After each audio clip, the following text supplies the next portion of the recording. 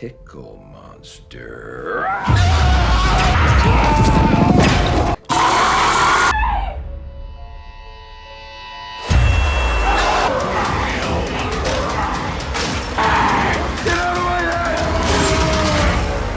Ladybug, what are you doing? What is it, you alright? The monster. From your dream. It's you, Daddy.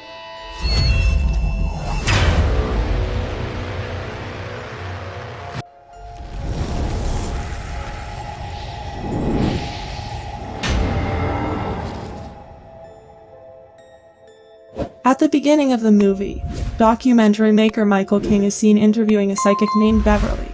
He asked her if she ever felt she was preying on someone's superstitions or emotions. Michael tells her that his wife was killed in an accident after taking her advice to stay home for her career instead of traveling with him. He asks her to admit that she's faking it, but she instead consoles him and asks him to leave there.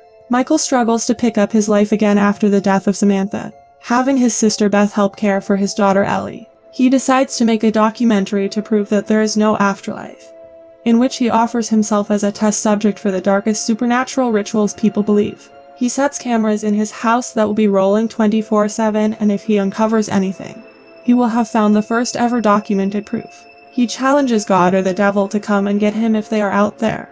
He places an advertisement on the internet where people can respond with suggestions for experiments to prove the opposite of his position. The first of Michael's internet contacts to visit him is a priest named Gibbons, who claims that churches are performing exorcisms behind closed doors. Michael asks him if there is any proof of the demons. Gibbons claims that when he was 10, his father started taking advantage of him. He prayed to God, but he never stopped his father. So he gave up on God and started to pray to the devil. And then one night his father had a heart attack and died on the spot. However, Michael says it's just a strange coincidence. Michael orders a few things online with which he could attempt to call demons, but nothing happens. He and his cameraman Jordan visit self-proclaimed demonologist Augustine and his wife Marcia. They give him grape juice with LSD, and tell him the first method for summoning demons is by offering the demon something upfront. The second method entails creating the type of frenetic atmosphere demons are drawn to.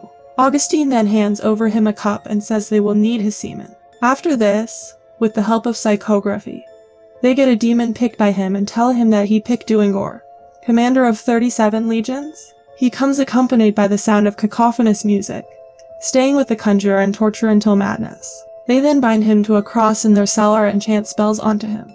Jordan gets terrified seeing this and Michael trips. But demons do not appear, and Augustine and Marcia use the opportunity to have sex with each other in his and Jordan's presence. Michael contacts a funeral director who claims to be a necromancer. He tells them they employ a slightly different method than other mediums to raise the dead. He stitches the teeth of a dead body on his belly and tells him that a freshly deceased body works best because the soul may still be lingering, and they make it think that it's still alive. The more they can make look like the body the soul once inhabited, the better their chances. He shows Michael a Sonoran desert toad and tells him that it contains DMT, the most powerful psychedelic on the planet. The human body produces DMT and it's released when we die. It helps us to pass the other side, but taking it while we are still living simulates a near-death experience. He then takes him to a cemetery at night, where he wants to transfer the spirit of a newly deceased person into his body. He dehydrates Michael with the DMT, and soon it starts to show its effects. However, before they are able to complete the ritual, the police arrive. They run, and while looking for Michael, Jordan hears some voices, and finds Michael under a trance, saying, "I don't want to be dead." He then jumps on Jordan, but comes back to his senses. Later, he claims that he has seen and felt Samantha. She was trying to tell him something, but he couldn't make out what she was saying. The next day, they attend a group meeting with a medium named Erica Bell. She gets a very strong signal from a female spirit who passed recently in an accident. She tries to give a message directly to Michael but has a seizure. At home, Michael begins suffering from a constant sound inside his head, and when he tries to describe it, something happens to him. He goes to a psychologist, who tells him he might be going through extreme stress as his wife died recently, leaving him with a little girl. She tries to get rid of the sound with hypnotherapy.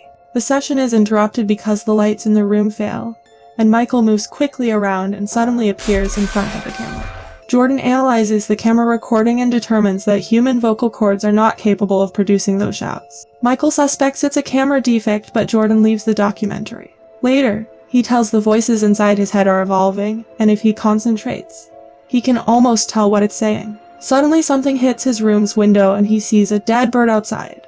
Only then Ellie comes to his room and tells him that she saw a monster in her dream and it looks like him. He tells her that it was just a nightmare and asks her to go to bed with her pet dog Fishbone. But she says she can't find her. Now when he comes out to find Fishbone, he sees that the bird is missing from there. And after some time, he finds the bird at another place which is being eaten by the ants. Suddenly he sees a monster on Ellie's window and he immediately runs towards her room and collides with Beth. Beth thinks he's looking for Dog and asks him to stop acting like this. That night, Michael takes the camera to film himself. Without knowing it, he walks around at night, in one instance feeling Beth while she sleeps. And we see that he is completely possessed. The sound in Michael's head begins to appear more often, and is like a talking voice. He tells the demon that he proved his existence, and he believes in him, and asks him to leave. But the voice says no, and suddenly his footage on the screen haunts him. He goes to see Father Gibbons and the voice tells him to kill the lady. Then a priest comes there and tells him that Father Gibbons passed a few days ago. He says he needs an exorcism. But the priest says the church doesn't do that and asks him to leave there. He visits the funeral owner to ask for help, but he says he warned him something like this might happen and pushes him away. He then goes to Augustine and starts beating him, saying he did something to him. But he says it was not real and all for fun. Marcia puts a gun to his head and asks him to get out of their house.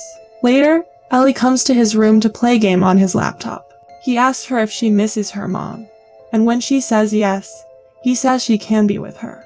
But only then Beth comes there and takes her for a bath. At night, he unwittingly goes into Ellie's bedroom with a kitchen knife. The next day, he tells that his eyes are throbbing like mad, and it hurts like hell. Suddenly he notices blood on his desk and hands, and in a drawer, he finds a bloody knife with Crawl written on Ellie's photo with blood. Only then he hears Beth scream and he runs to Ellie's room and finds their dog Fishbone, dead in Ellie's bed. Michael sends Beth and Ellie away to stay with his best friends, and because the church refuses to do an exorcism, he tries to do it at home on his own. But the demon drags him away. In his next attempt, a Bible he holds goes up in flames, and the entity in possession of his body makes him carve a pentagram on his torso and tortures him by throwing him around the room. The next day, he tells that he had tried every charm, spell, incantation he can find, but nothing worked. The more he tries and fight it, the more it takes over, forcing him to do things. When he sews his injuries the next day, he says that it hardly hurts to insert a needle into his skin. It's like none of this is real anymore. He then shows an ant on his arm, and tells that no matter how many times he kills it, it appears on his body again. If you let it crawl on his body, there is only one. The second he kills it, another one shows up. The voice in his head demands that Michael kill Ellie. He refuses and goes after random people instead, unable to control himself. Michael handcuffs himself to his bed, while the demons torture him for not being able to make him harm anyone else. In the morning he finds his hand uncuffed and blooded, and when he comes downstairs, he finds a recording of the events of the night before playing on TV. He sees that Jordan came by, finding Michael in bed, and releases him to seek help. Michael tries to call Jordan, and as the recording distorts, Michael hears his phone upstairs and finds Jordan dead, hanging from the ceiling. Later, he watches a recording of Samantha, speaking from a hospital bed after the accident. She talks about meeting with angels and God and tries to convince Michael to not be worried for her. He tries to kill himself, but every time, the entity stops him. Michael talks to himself and his inner demon about the sounds inside his head, which were actually the sounds of angels trying to cover up the demon's voice, which he can now hear clearly, as he sits in a rocking chair at the front door. The voice in his head tells him, "We're together now, Michael." In the morning, Beth comes home with Ellie, and Michael suddenly shuts the door. He then grabs her and lifts her in the air and kills her by breaking her neck. Only then Ellie comes there, and he asks Ellie to run from him. He heads to Ellie, struggling with the demon to stop himself from hurting her. While demon was trying to find her, she tries to run, but the demon catches her.